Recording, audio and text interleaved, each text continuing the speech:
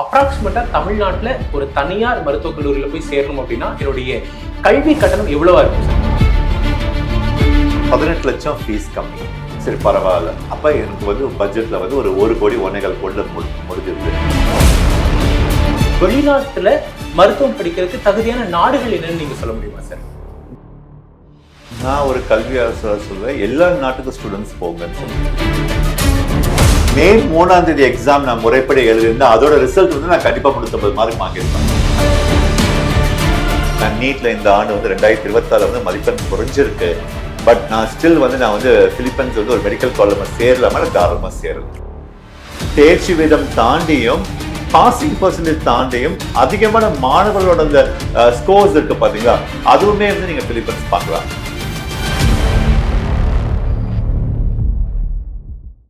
Sir, இப்ப நான் ஒரு 350 தான் எடுத்திருக்கேன். என்னுடைய மதிப்பெண் வந்து 350 அப்படிங்கும்போது நான் வந்து கவுன்சிலிங் அட்டென்ட் பண்ணலாம் அப்படிங்கிற ஒரு இதுவும் இருக்கு.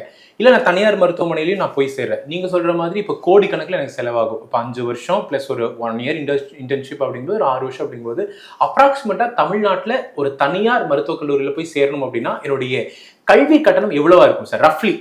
சார், 3 கேட்டகரியா பிரிக்கலாம். ஏ கேட்டகரி அப்படின்றது டீம்ட் யூனிவர்சிட்டிஸ். சரிங்க சார். இது எதுவுமே வந்து 24 லட்சத்துக்கு கீழே வராது வருட கட்டணம். இது வந்து நான் சொல்ற எல்லா இன்ஃபர்மேஷன்ஸ் ஒரு மாணவருக்கு வந்து ஒரு சோஷியல் மீடியாலேயோ இல்லை ஒரு கூகுள்லேயோ இல்லை யூடியூப்லேயோ இல்லை என்எம்சியோட அவங்களோட வெப்சைட்லேயோ இல்லை அதுக்குண்டான information minimum 24 lakhs minimum requirement ஒரு ஆவரேஜ் காலேஜ்.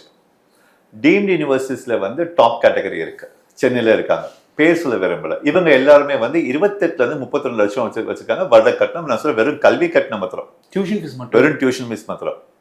இதே வந்து இப்ப புதிய கல்லூரிகள் அப்படின்னு சொல்லி இப்ப தமிழ்நாட்டுல வந்து போன வருஷத்துல இருந்து ஒரு 5 to 6 வந்து புது காலேஜஸ் வந்திருக்கு. இந்த காலேஜஸ்ல தான் வந்து உங்களுக்கு வந்து ஃபீஸ் வந்து கொஞ்சம் குறைவா இருக்கும். 18 lakhs rupees 20 lakhs rupees இருக்கும். ஒரு மாணவரும் பெற்றோரும் கவனிக்க வேண்டிய ஒரு விஷயம் என்ன அப்படின்னு கேட்டீங்கன்னா, 18 லட்சம் ஃபீஸ் கம்மி. சரி, பரவாயில்ல. அப்ப எனக்கு வந்து பட்ஜெட்ல வந்து ஒரு 1 கோடி 1.25 கோடி முடிஞ்சிருது. ஆனா அவங்க என்ன கவனிக்க தவறுவாங்கன்னா, அந்த கல்லூரி வந்து எத்தனை ஆண்டாவது மருத்துவக்குள்ள இயங்கிட்டு இருக்கு. அது ஒரு பெரிய கேள்வி. ரொம்ப முக்கியமான ஒரு 6 ஆண்டு வந்து கம்ப்ளீட் பண்ண ஒரு மருத்துவ கல்லூரியா இருந்தாதான் வந்து அவங்களுக்கு வந்து லைசன்ஸ் ரெனியூவல்ல வந்து எந்த சிக்கலும் இருக்காது. அண்மையில 2023 2024 தமிழ்நாட்டுல ஒரு 2 to 3 மருத்துவ கல்லூரிகள் வந்து லைசன்ஸ் வந்து என்எம்சி வந்து நிப்பாட்டிட்டாங்க.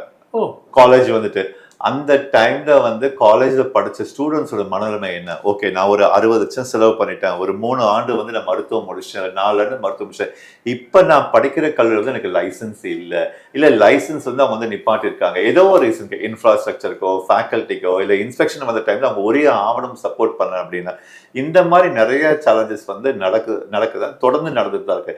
ஏன் உங்களுக்கு போன வருஷம் பாத்தீங்கன்னா ஸ்டான்லி மெடிக்கல் காலேஜ் டெம்பரரி இது பண்ணியிருந்தாங்க. போன வருஷம் வந்து ஒரு செய்தி வந்து என்எம்சி வந்து இன்ஸ்பெக்ஷன் வந்தப்ப ஸ்டான்லி மெடிக்கல் காலேஜ் அதுல படிக்கிற ஸ்டூடெண்ட்ஸ்க்கு பயோமெட்ரிக், அந்த பயோமெட்ரிக்ல வந்து ப்ராசஸ் வந்து முறைப்படி இல்லைன்னு சொல்லி அதுவே வந்து ஒரு 15 days வந்து நிப்பாட்டினாங்க.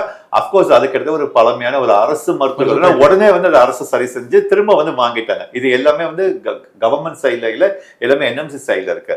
ஆனா ஒரு புதிய மருத்துவர்கள் வந்து இன்னைக்கு பேரண்ட்ஸ் எப்படி போய் ட்ராப் ஆறாங்க இல்ல எப்படி மாத்திக்கிறாங்கன்னா அவங்க விசாரிக்கிறது எதை பத்தி விசாரிக்கனா, அந்த காலேஜ் வந்து ஒவ்வொரு ஆண்டும் லைசன்ஸ் ரெனியூ பண்ணும். லைசன்ஸ் ரெனியூ பண்ணல வந்து அதுக்குள்ள ரெக்குவயர்மெண்ட் கம்ப்ளைன்சஸ் அவங்க பண்ணல, இல்ல வந்து ரெக்குவயர்மெண்ட் ஃபேக்கல்டிஸ் இல்ல இன்ஃப்ராஸ்ட்ரக்சர் இல்ல, அவங்க என்எம்சி இன்ஸ்பெக்ஷன் வந்த டைம்ல வந்து பேஷன்ஸ் இல்ல அப்படின்னா இந்த லைசன்ஸ் ரெனியூவல் வந்து ஒரு பெரிய சிக்கல் இருக்கும். ஸோ இந்த இடம் தான் வந்து ஒரு மாணவருக்கு வந்து பெரிய போராட்டம். என்ன, நான் ஒரு 1.5 கோடி செலவு பண்ணி ஒரு பிரைவேட் காலேஜ் போய் படிக்கணுமா, அல்லது ஒரு 90 லட்சம் செலவு பண்ணி ஒரு புதிய கல்லூரியில் போய் நான் சேரணுமா? சரி, புதிய கல்லூரி சேர்ந்தா எனக்கு என்ன சிக்கல், ஒவ்வொரு ஆண்டு அந்த கல்லூரி லைசன்ஸ் ரெனியூ பண்ணும். இல்ல ஒரு 1.5 கோடி நான் செலவு பண்ணா எனக்கு கிட்டத்தட்ட என்னோட பட்ஜெட்ல ஒரு 60 லட்சம் டிஃபரன்ஸ் இருக்கு. இன்னைக்கு வந்து மாணவர்கள், நான் சொல்றது 2025 போன வருஷம் வரைக்கும் தமிழ்நாட்டுல வந்து ஒரு 5980 மாணவர்கள் அப்ராடுக்கு போயிருக்காங்க. நிச்சயமா தமிழ்நாட்டுல இவங்க அவ்வளவு பேருக்கு எல்லா சிரமங்களும் நம்ம ஊர்ல என்ன இருக்குன்னு தெரியும், எல்லா டிஃபிகல்டிஸ் இவங்களும் நீட் எழுதியிருப்பாங்க, மருத்துவ கனவோடு இருந்திருப்பாங்க, வெளிநாட்டுக்கு போயில அதுக்குண்டான சேலஞ்சஸ் இருக்கும். ஏன்னா ஃபேமிலி விட்டு பிரிஞ்சு போகணும், அப்ராட்ல போய் படிக்கணும், புதிய கண்ட்ரி, புதிய யூனிவர்சிட்டி எல்லாமே புதுசா இருக்கும். ஆனாலும் அவங்க மைண்ட் எப்படி ப்ரிப்பேர் பண்ண இந்த போராட்டத்துக்குள்ள நான் வரல.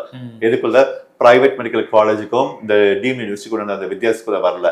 என் கனவு மருத்துவம் தான். இந்த 6 ஆண்டு நான் அப்ராட்ல படிச்சது திரும்ப இங்க வந்து எழுதக்கூடிய அன்னைக்கு இருக்கக்கூடிய என்னென்ன என்ட்ரன்ஸ் எக்ஸாம் இருக்கோ அந்த எக்ஸாம் நான் முறைப்படி எழுதி திரும்பவும் நான் நம்ம தமிழ்நாட்டிலே வந்து நான் அரசு மருத்துவமனை வந்து ஒரு டாக்டரா வந்து வரக்கூடாது. இதுக்குண்டான ப்ராசஸ் எல்லாமே வந்து இன்னைக்கு பேரண்ட்ஸும் ஸ்டூடெண்ட்ஸும் ரொம்ப தெளிவாகவே இருக்காங்க. Super sir. சார் நீங்க சொன்னதுல ஒரு முக்கியமா கவனிக்கப்பட வேண்டிய விஷயம் எப்படின்னா, தனியார் கல்லூரியில் நான் போய் படிக்கிறேன் அப்படின்னா கோடிகள்ல செலவாகுது. சரி, புதிதா அங்கீகரிக்கப்பட்ட ஒரு தனியார் கல்லூரியில் நான் போனாலும் என்னதான் விலை கம்மியா இருந்தாலுமே கூட அங்கீகரிக்கப்பட்டதா இல்ல கைட்லைன்ஸை ஃபாலோ பண்றாங்களா, இன்ஃப்ராஸ்ட்ரக்சர்ஸ் இருக்கா, இந்த மாதிரியான விஷயங்கள் இருக்கு. அப்போ என்எம்சி அப்படிங்கிற நேஷனல் மெடிக்கல் கவுன்சிலை பத்தி ஒரு முக்கியமான ஒரு விஷயம் சார் எனக்கு அப்பதான் தோணுது. அப்போ 19 மெடிக்கல் சப்ஜெக்ட்ஸ் இருக்கணும், இங்கிலீஷ் முறையான ஒரு கல்விக்கான மீடியமா இருக்கணும், 1 year இன்டர்ன்ஷிப் இருக்கணும், ஒரு சரியான வழிகாட்டுதலோட என்எம்சி இருக்கு. அப்போ இந்தியாவில் இவ்வளவு பிரச்சனைகள் இருக்கும்போது என்எம்சி வழிகாட்டுதலோட என்எம்சி விதிமுறைகளை ஃபாலோ பண்ணக்கூடிய வெளிநாட்டுல மருத்துவம் படிக்கிறதுக்கு தகுதியான நாடுகள் என்னன்னு நீங்க சொல்ல முடியுமா சார்? நான் ஒரு கல்வி ஆலோசகராக சொல்லுவேன், எல்லா நாட்டுக்கும் ஸ்டூடெண்ட்ஸ் போங்கன்னு சொல்லுவேன். எங்கேயுமே இங்கே போங்க அங்கே போகாதீங்கன்னு சொல்ல மாட்டேன்.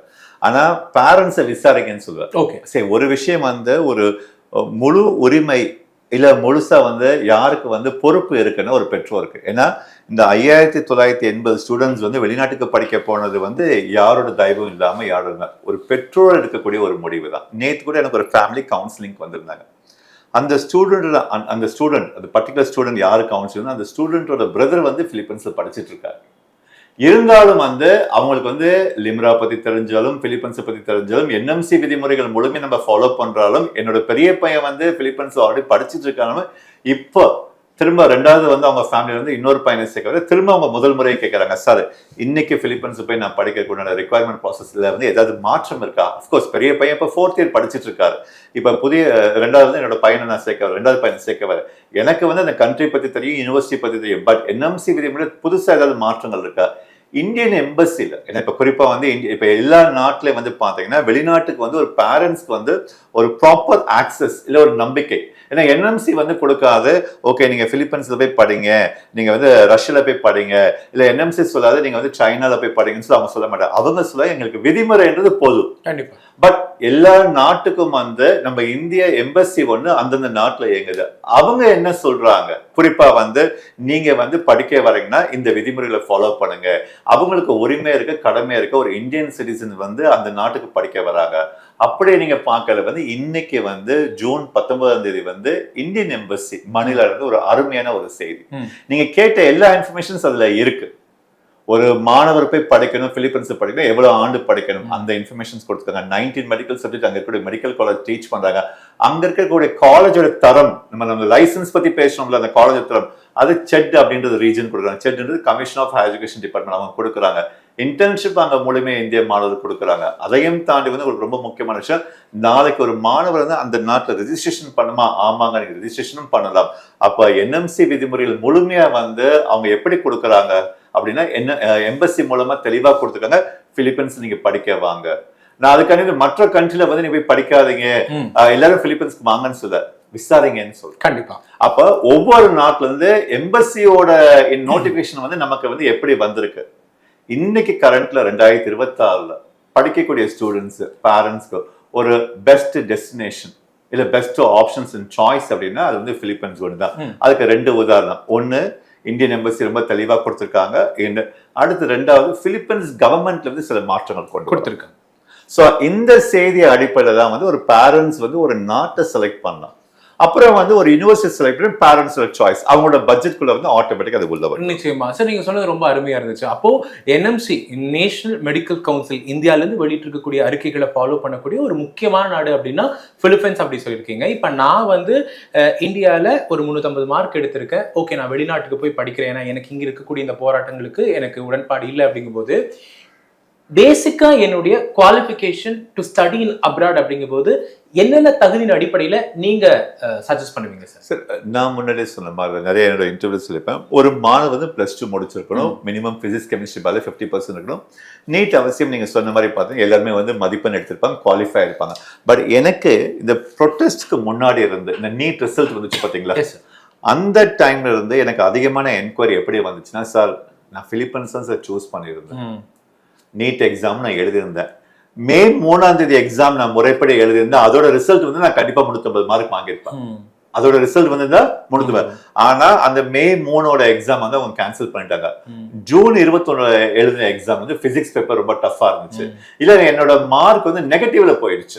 அப்கோர்ஸ் நான் வந்து நீங்க பாருங்க என்னோட டெஸ்ட் ரிசல்ட்லாம் பாருங்க, நான் ஒரு கோச்சிங் சென்டர்ல போய் படிச்சிருக்கேன். 350 மார்க் 400 மார்க் ஆவரேஜா வாங்கியிருக்கேன். Proven record. பிளஸ் 2ல அந்த மாணவர் வந்து 80% மேல வாங்கியிருக்காரு பிசிக்ஸ் கெமிஸ்ட்ரி. அதனால அந்த மாணவர் நம்ம டல்லுன்னு சொல்ல முடியாது. ஆனா இங்க எங்க அவருக்கு சேலஞ்ச் அப்படின்னா, நீட்ல ஒன்னு நெகட்டிவ் மார்க்ல எழுதிருக்காரு. இந்த ஆண்டு பிசிக்ஸ்ல வந்து பேப்பர் வந்து டஃபா இருக்கு. அப்போ அந்த 177 பேசிக் கட் ஆஃப் வரல. இப்ப அவர் என்ன கேட்கறாருன்னா, சார் எனக்கு வந்து ஒரே சாய்ஸ், நான் ஃபர்ஸ்ட் வந்து பிலிப்பைன்ஸ் நினைச்சு நான் வந்து ப்ரிப்பரேஷன் ஸ்டார்ட் பண்ணேன். ஏன்னா நீட் இல்லாம அப்ராடுக்கு போக முடியாது மெடிசன் படிக்கிறதுக்கு, இல்ல அப்ராட்ல போய் படிச்சுனா திரும்ப ரெஜிஸ்ட்ரேஷன் பண்ண முடியாது அப்படின்ற ஒரு தேவை வந்து எனக்கு தெரியும். கவுன்சிலிங் முறைப்படி நான் இன்ஃபர்மேஷன் எடுத்துக்கேன். இப்ப நான் 177க்கு கீழே தான் வாங்கியிருக்கேன். இப்ப நான் இந்த ஆண்டு திரும்ப வந்து நான் இன்னொரு வாட்டி நீட் எழுதுறதுக்கு வந்து எனக்கு விருப்பம் இல்லை. நான் திரும்ப வந்து மெடிக்கல் அட்மிஷன்ஸ் இப்படியே நம்ம சேர்ந்து கண்டினியூ பண்ணிக்கலாமா அப்படின்ற கேள்விகள் இல்ல அது சார்ந்த பேரண்ட்ஸ் இல்ல அது சார்ந்த மாணவர்கள் தொடர்ந்து வந்துருக்காங்க. அப்படி ஒரு மாணவர் யாராவது இந்த ஷோ பாக்குறாங்க, நான் நீட்ல இந்த ஆண்டு வந்து 2026 வந்து மதிப்பெண் குறைஞ்சிருக்கு, பட் நான் ஸ்டில் வந்து நான் வந்து பிலிப்பைன்ஸ் வந்து ஒரு மெடிக்கல் காலேஜ்ல சேரலாமா தாராளமா சேரலாம். ஓகே, 177ங்கிற இந்த கட் ஆஃப்க்கு குறைவாகவும் இருக்கு. நீங்க சொன்ன மாதிரி நீட் அப்படிங்கிற ஒரு விஷயம் வரும்போது அது இல்லாமையும் பிலிப்பைன்ஸ்ல போய் சேரலாம். ஏன்னா நிறைய பேருக்கு அது புரியாது. தெளிவா சொல்லலாம். பிலிப்பைன்ஸோட எஜுகேஷன் சிஸ்டம் வந்து ஃபர்ஸ்ட் வந்து ப்ரீ மெடிசன் படிக்கணும். ஒரு மாணவருக்கு வந்து ஏற்கனவே பிலிப்பைன்ஸ்ல படிக்கிற ஒரு மாணவருக்கு தெரியும், இல்ல அந்த மாணவரோட பெற்றோருக்கு தெரியும். அந்த ப்ரீ மெடிசன் படிக்கிறதுக்கு வந்து நீட் வந்து அவசியம் இல்லை. ஓகே, இந்த ப்ரீ மெடிசன் படிக்கிறதுக்கு நீட் வந்து அவசியம் இல்லை. ஸோ அப்படி நீங்க பார்க்கல 2026 ஒரு மாணவர் வந்து +2 முடிச்சு இந்த ஆண்டு வந்து அவர் வந்து நீட் எக்ஸாம்ல தேர்ச்சி பெறல. ஆனா இந்த ஆண்டு அவர் மருத்துவத்துக்கு ஜாயின் பண்ணிக்கலாம். அப்ப அவருக்கு இயர் வந்து வேஸ்ட் ஆகாது. 2026 அவர் எங்க ஜாயின் பண்ணலாம்? பிலிப்பைன்ஸ்ல ஜாயின் பண்ணிக்கலாம். இயர் வந்து வேஸ்ட் ஆகாது. ஆனா 2027 இருக்குல்ல, அடுத்த வருஷம் தான் வந்து அவர் மெடிசனுக்கு ஜாயின் பண்ணாரு. அப்ப ஒரு ஆண்டு முழுக்க 2026 ஜூலை ஆகஸ்ட்ல இருந்து அடுத்த வருஷம் ஜூன் வரைக்கும் அவர் என்ன படிப்பாரு? ப்ரீ மெடிசன் ஒரு ப்ரோக்ராம் தான் படிச்சுட்டு இருப்பார். இது வந்து அவர் பிலிப்பைன்ஸ்ல போய் படிப்பாரு, ஏதோ ஒரு மருத்துவர்களும் படிச்சுட்டு இருப்பாரு. அந்த ஒரு ஆண்டு காலகட்டத்தில் திரும்ப 2வது வாட்டி அவர் நீட் எழுத, ஏன்னா 2020 அவருக்கு இன்னொரு வாய்ப்பு கிடைக்குது. அந்த 2020 அவர் நீட் எழுத முடியும். அந்த எக்ஸாம் எழுதி கண்டினியூ பண்ணி அப்படி அவர் மெடிசன். அப்ப 2 விஷயம் அவருக்கு மிச்சமாகுது. ஒன்னு, அவருக்கு இயர் வேஸ்ட் ஆகல. 2வது டைம் ரொம்ப முக்கியம். ஏன்னா அவர் என்ன யோசிக்கிறார், திரும்ப நான் வந்து ஒரு முறை நான் நீட் எக்ஸாம் எழுதி திரும்ப வந்து நான் ரிசல்ட் கொண்டு வந்து கொடுத்து அதுக்கப்புறம் நான் ஒரு ஆண்டு பிஎஸ் படிச்சுட்டு அப்புறம் நான் மெடிசன் படிக்கிறேன். அந்த ஒரு ஆண்டு வந்து எனக்கு இந்த ஒரு ஆப்ஷன்ஸ்ல வந்து எனக்கு வந்து பெட்டரான ஆப்ஷன் இருக்கு. இந்த கான்செப்ட் நம்ம இன்ட்ரோடியூஸ் பண்ணதுக்கு அப்புறம் ஸ்டூடெண்ட்ஸ்க்கு ஒரு சின்னதா வந்து ஒரு நிம்மதி. சரி, ஓகே, எனக்கு வந்து இயர் வந்து எனக்கு வேஸ்ட் ஆகல. நான் எப்படி இப்ப இந்த வருஷம் நான் குவாலிஃபை ஆனாலும் நான் பிலிப்பைன்ஸ்க்கு போனாலும் ஃபர்ஸ்ட் நான் பிஎஸ்எம் படிக்கணும். ஸோ அதுல வந்து எனக்கு ஆப்ஷன்ஸே இல்லை, அது ஷார்ட் கட் இல்லை. இல்லைங்க, நான் நீட்ல வந்து குவாலிஃபை ஆகல, ஆனால் நான் பிஎஸ்ல சேர்ந்துக்கிறேன். பிஎஸ் படிச்சுக்கிட்டே வந்து நான் நீட்டும் பேரலா ப்ரிப்பேர் பண்றேன். நீட் எக்ஸாம் 2027 நான் கிளியர் பண்றேன். எனக்கு போன வருஷம் நடந்தது. தமிழ்நாட்டுல இந்தியால கிட்டத்தட்ட பார்த்தா ஒரு 180 பேர் வந்து நீட் எக்ஸாம் வந்து இல்லாம தான் ஜாயின் பண்ணாங்க இந்தியா முழுக்க. இவங்க எல்லாருமே பிஎஸ் கம் நீட் படிச்சாங்க.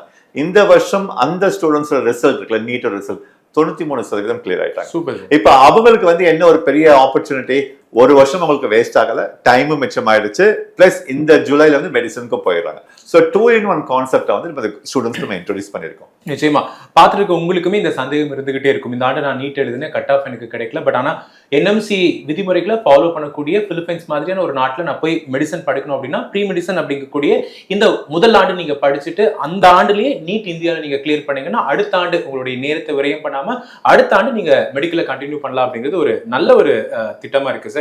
சார், நம்ம நிறைய விஷயங்கள் பிலிப்பைன்ஸ் பத்தி நம்ம பேசிக்கிட்டே இருக்கோம். ஏன்னா இந்தியாவினுடைய விதிமுறைகளை ஃபாலோ பண்ணக்கூடிய அதே மாதிரி தேர்ச்சி விகிதத்திலுமே அதிக மாணவர்களை கொண்டிருக்கக்கூடிய ஒரு நாடு அப்படின்னு சொல்லலாம். அதே மாதிரி இந்தியாவிலிருந்து அதிக மாணவர்கள் விரும்பி செல்லக்கூடிய நாடு அப்படின்னு சொல்லலாம்.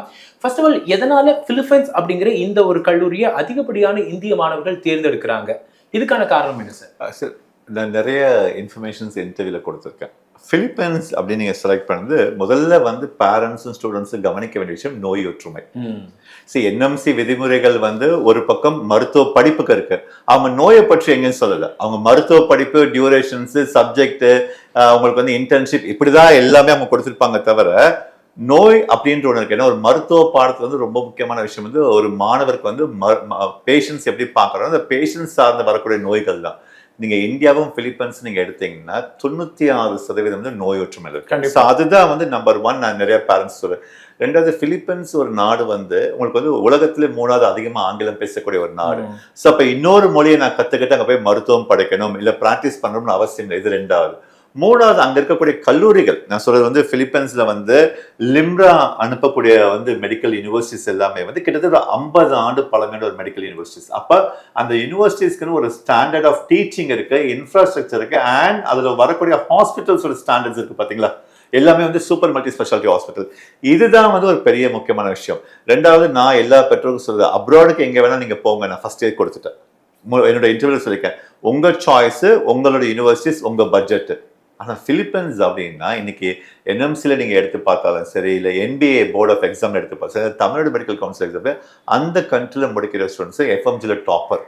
அதுக்கு ஒரு உதாரணம் வெறும் கோச்சிங் மாத்திரம் இல்ல, இன்ஃப்ராஸ்ட்ரக்சர் மாத்திரம் இல்ல, சொல்லிக் கொடுக்கிற முறை மாத்திரம் இல்ல, ப்ரிப்பரேஷன்ஸ் தாண்டி வந்து இந்த நோய் ஒற்றுமையில அது அடங்கிடுது.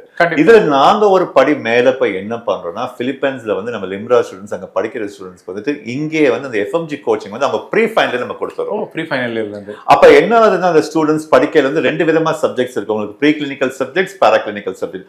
அந்த ப்ரீ கிளினிக்கல் சப்ஜெக்ட்ஸ், பாராகிளினிக்கல் சப்ஜெக்ட்ஸ் நம்ம கம்ப்ளீட்டா வந்து முறைப்படி வந்து நம்ம அங்கே வந்து ஒரு மாணவருக்கு எடுத்துறோம். இப்ப அண்மையில வந்த ரிசல்ட் நான் கொடுக்கல, நேஷனல் போர்ட் ஆஃப் எக்ஸாம் கொடுத்திருந்தாங்க. ஆல் இந்தியா டாப்பர்னு ஒன்று இருக்கு. ஆல் இந்தியா வெளிநாட்டுல இருந்து முடிச்சிருந்த students all India topper 3 student வந்து DMS தவோ மெடிக்கல் ஸ்கூல் ஃபவுண்டேஷன் முடிச்சிட்டு 3 ஸ்டூடெண்ட். அதுல வந்து கிட்டத்தட்ட ஒரு 100 ஸ்டூடெண்ட் ஓவரால் ஆல் இந்தியால 100 ஸ்டூடெண்ட்ஸ்ல 43 ஸ்டூடெண்ட்ஸ் வந்து பிலிப்பைன்ஸ்ல முடிச்சிருக்காங்க. அப்ப தேர்ச்சி வீதம் தாண்டியும் பாசிங் பெர்சன்டேஜ் தாண்டியும் அதிகமான மாணவர்களோட அந்த ஸ்கோர்ஸ் இருக்கு பாத்தீங்களா, அதுவுமே வந்து நீங்க பிலிப்பைன்ஸ் பார்க்கலாம். அது மெயின் காரணம் என்ன உங்களுக்கு அப்படின்னா, அங்க வரக்கூடிய அந்த கிளினிக்கல்ஸ், ஹாஸ்பிட்டல்ல கிடைக்கக்கூடிய பயிற்சி. நிச்சயமா இதுதான் வந்து ஒரு மாணவரை வந்து சிறந்த மருத்துவரை வந்து உருவாக்குறது. கண்டிப்பா. அப்போ சார் சொல்ற மாதிரி பிலிப்பைன்ஸ் அப்படின்னு மாணவர்களுக்கும் சரி பெற்றோர்களுக்கும் சந்தேகம் இருந்துச்சுன்னா மிக முக்கியமான காரணம் ஒரே சீர்தோசன நிலை, அதனால நோய் ஒற்றுமை, அதற்கான ட்ரீட்மெண்ட்ஸ் அப்படிங்கிறது நீங்க அங்க படிக்கும் போதே தெரிஞ்சுட்டு வரலாம். ஆங்கில வழி கல்வி, ஏன்னா NMC கைட்லைன்ஸ்ல முக்கியமா குறிப்பிட்டிருக்கக்கூடிய ஆங்கில வழி கல்வி 50 ஆண்டுகளுக்கு மேற்பட்ட பழமையான கல்லூரிகளை தொடர்ந்து லிம்ரா சஜஸ்ட் பண்றதுனால ஸ்டாண்டர்ட் அப்படிங்கிறதுல எந்த ஒரு கேள்வி உங்களுக்கு வர வேண்டிய அவசியம் கிடையாது. குறிப்பா பாத்தீங்கன்னா FMG, அதாவது நீங்க முடிச்சுட்டு வந்து இங்க FMG கிளியர் பண்ற பாசிங் பெர்சன்டேஜ் லைன் இன்ஸ்டிடியூட் மூலமா கிட்டத்தட்ட 93% மாணவர்கள் வந்து தேர்ச்சி பெற்றிருக்காங்க. நேஷனல் போர்ட் ஆஃப் எக்ஸாம்ஸ் வெளியிட்டு இருக்கக்கூடிய தேர்ச்சி விகிதத்துல கூட பாத்தீங்க அப்படின்னா பிலிப்பைன்ஸ்ல படிக்கக்கூடிய இந்திய மாணவர்களுடைய தேர்ச்சி எண்ணிக்கை அதிகம் அப்படிங்கறத தாண்டி டாப் 10 ரேங்க்ஸ்ல பாத்தீங்க அப்படின்னா 3 இந்திய மாணவர்கள் இடம் பிடிச்சிருக்காங்க. முதல் 40 அப்படிங்கிற வரிசையிலுமே இந்திய மாணவர்கள் இடம் பிடிச்சிருக்காங்க. அப்போ அந்த பாசிங் பெர்சன்டேஜ் பத்தியோ இல்ல FMG ரிசல்ட்ஸ் பத்தியோ நீங்க கவலைப்பட வேண்டியதே கிடையாது. ஏன்னா 50 ஆண்டுகளுக்கு மேற்பட்ட கல்லூரிகளை லிம்ரா சஜஸ்ட் பண்ணிட்டு இருக்கு. என்னுடைய கடைசி ஒரே ஒரு கேள்வி, நீங்க சொல்லியிருந்தீங்க 50 ஆண்டுகளுக்கு மேற்பட்ட 4 கல்லூரிகளை லிம்ரா தொடர்ந்து சஜஸ்ட் பண்ணிட்டு இருக்கு. அது என்ன கல்லூரி அப்படின்னு தெரிஞ்சுக்கிட்டோம்னா மாணவர்களும் சரி பெற்றோர்களும் சரி அவங்களுக்கு ஒரு கிளியரிட்டி கிடைக்கும். 4 கல்லூரி வந்து நான் சொல்லிதான் இல்லை, கிட்டத்தட்ட பாத்தீங்கன்னா அந்த கல்லூரியில முடிச்ச இந்திய மாணவர் எண்ணிக்கை வந்து எல்லாமே வந்து 1000 தாண்டிடுச்சு. அதுல நீங்க எடுத்தீங்கன்னா ஃபர்ஸ்ட் தவோ medical school foundation, university of குலியாஸ் அண்ட் புரோக்கன்ஷர் school of medicine and lyceum north western medical college. இந்த 4 காலேஜ்லயுமே வந்து தமிழக மாணவர்கள், ஏன்னா நம்ம ப்ரோக்ராம் வந்து தமிழ்ல தான் படிக்க, தமிழக மாணவர்கள் இன்னைக்கு இருக்க காலகட்டத்தில் 100கணக்கான மாணவர் படிச்சுட்டு இருக்காங்க. ஸோ ஒரு ஸ்டூடெண்ட்டு இல்லை ஒரு பேரண்ட்டு இந்த ப்ரோக்ராம் பார்க்குறாங்க, சார் நீங்கள் சொன்னதெல்லாம் எனக்கு ஓகே, பட் நான் அங்கே படிக்கிற ஸ்டூடெண்ட்ஸும் ஒரு பேசணும், இன்ஃப்ராஸ்ட்ரக்சர் எப்படி இருக்கு, குவாலிட்டி எப்படி இருக்கு, சாப்பாடு என்ன மாதிரி இருக்கு, ஒரு அம்மாக்கு அது ஒரு ஆசை இருக்கும்ல, இல்லை ஒரு கேள்வி இருக்கும்ல, ஒரு யோசனை இருக்கும், ஓகே என் பொண்ணை அனுப்புறேன், என்ன பாதுகாப்பு சூழ்நிலை இருப்பாங்க, எவ்வளவு தூரம் ஹாஸ்டல்ல இருந்து காலேஜ் கேம்பஸ் இருக்கு, ஹாஸ்பிட்டல் என்னென்ன மாதிரி வசதிகள் இருக்கு அப்படின்ற இந்த மாதிரி நிறைய சந்தேகம் இருக்குன்னா நீங்க லிம்ராவை தாராளமா அப்ரோச் பண்ணுங்க. முதல்ல நாங்க சொல்ற ஒரே இன்ஃபர்மேஷன்ஸ் ஃபர்ஸ்ட் நீங்க கலெக்ட் பண்ணுங்க. நீங்க 4 இடத்துல விசாரிங்க, உங்களுக்கு எது சரி, உங்க பட்ஜெட்குள்ள என்ன காலேஜ் இருக்கு, இல்ல உங்களுக்கு தேவையான எந்த நாடு வந்து கரெக்டா இருக்கு, இல்ல உங்க பையனால வந்து எந்த யூனிவர்சிட்டியில படிக்க முடியும்ன்ற எல்லா முடிவும் நீங்க முழுமையா எடுங்க.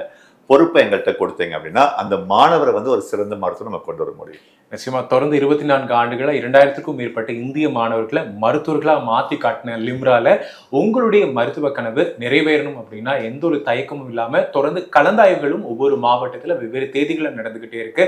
அப்ப நீங்க சென்னையில இருக்கீங்க அப்படின்னா மயிலாப்பூர்ல இருக்கக்கூடிய நம்மளுடைய லிம்ரா எஜுகேஷனுக்கும் நீங்க வந்து உங்களுடைய கலந்தாய்வுல கலந்துக்கலாம், முழுமையான தகவல்களை பெறலாம்.